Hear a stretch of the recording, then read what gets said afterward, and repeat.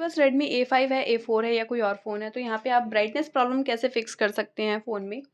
Brightness की setting के लिए आप यहाँ पे सेटिंग पे जाएँगे, इस टाइप से ऑप्शन आएगा, आपको यहाँ पे स्क्रॉल करके जाना है डिस्प्ले एंड ब्राइटनेस पे। इसके बाद यहाँ पे आपको स्क्रॉल करना है।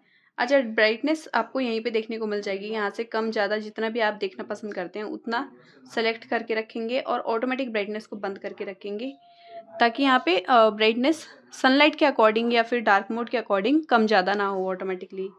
सनलाइट मोड ऑन कर देंगे तो जैसे ही आप वहाँ पे धूप में जाते हैं तो यहाँ पे आपका जो स्क्रीन की लाइट है वो इंक्रीज हो जाती है, ताकि आपको अच्छे से स्क्रीन दिखाई दे धूप में। ठीक है, डार्क होने से बचाती है स्क्रीन को। इसको ऑन करके रखेंगे और बैक कर लेंगे।